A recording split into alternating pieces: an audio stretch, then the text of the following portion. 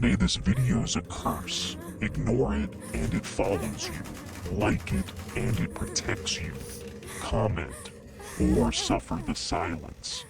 This happened last fall, but I still think about it almost every day. I was driving back from a work trip in rural Pennsylvania. It was late, almost midnight, and I just wanted to get home. My GPS said I had another 2 hours to go, but I was exhausted. And the highway was nothing but endless blackened trees. Then I saw a green sign on the side of the road. Oak Ridge, 12 miles. I didn't recognize the name, but I figured maybe it was a shortcut. I turned off the highway and took the narrow exit road. That was my first mistake. The road curved sharply and dipped through woods that felt wrong. I can't explain it, like the trees were too close, too still. I turned off my music. Something about the silence felt heavy. Eventually, the woods opened up into a small town. It looked old, quiet. Every building was made of dark brick or warped wood, like it hadn't been updated since the 60s. There were no cars, no lights in the windows. But the weird part? The streets were clean, freshly swept, not abandoned, just empty. I slowed down and passed a diner with a neon sign that flickered on for half a second as I rolled by. It said open, but the inside was dark. I stopped at the only intersection with a traffic light. It turned green. No other cars. Still, it changed. I don't know why, but that moment chilled me more than anything. I kept driving, looking for a way back to the highway. But no matter where I turned, every road just curved back into the center of town. It was like the town was folding in on itself. At one point, I passed a small grocery store called Miller's Market. A man was standing outside. He was tall, wearing a faded red apron and smiling, but not moving, like he was waiting. I slowed down, rolled my window halfway down, and called out, "Hey, I'm kinda lost. Which way's the freeway?" He didn't answer, just turned his head slightly and stared, still smiling, still not blinking. I drove away fast. I tried opening Google Maps again. No signal, no bars, nothing. But when I opened the map app, I noticed something strange. There was no town marked where I was, just a blank spot in the middle of green forest. I started panicking. I pulled over, tried turning the car off and on. I even looked for paper maps in the glove box.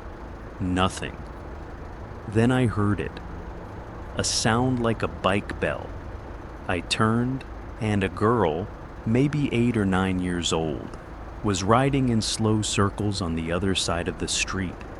She had a white dress, and her bike was rusted, like it had been pulled from a lake. She smiled too, and said softly, "You can't leave unless they let you."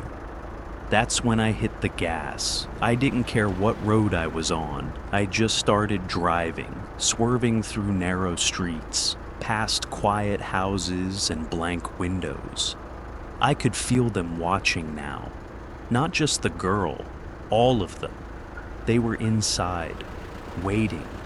Like they wanted me to try and ask for help. I don't know how long I drove. Could have been 10 minutes, could have been an hour. But finally, I saw it. The woods again. The road opened back into trees, and my phone buzzed to life with signal. I didn't stop until I got home. I left the car running in the driveway, walked straight inside, and sat in the shower fully clothed. But here's the thing. The next morning, I checked my phone history. No GPS record of that route. No screenshots of the town.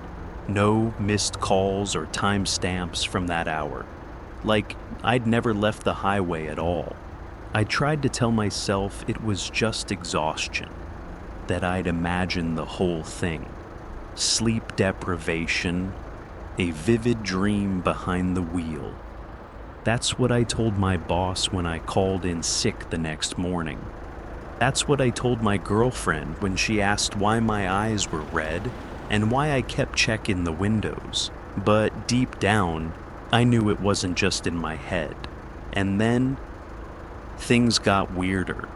That same day, while going through my trunk for my work bag, I found something I didn't recognize.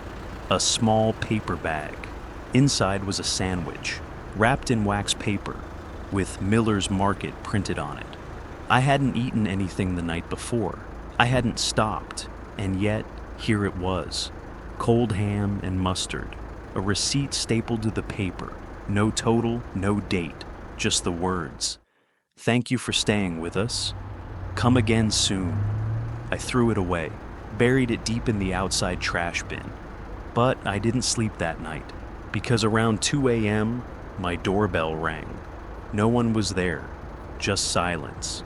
But when I checked the camera feed the next morning, there was static around 1:57 a.m., and for 5 seconds, a single frame showed a girl on a rusted bike, looking directly into the lens. I called my internet provider, asked if it could be a glitch. They said the doorbell didn't record anything at that time, but I saw it. I know what I saw. After that, I started noticing small things out of place. My kitchen clock would tick in reverse when I wasn't looking directly at it.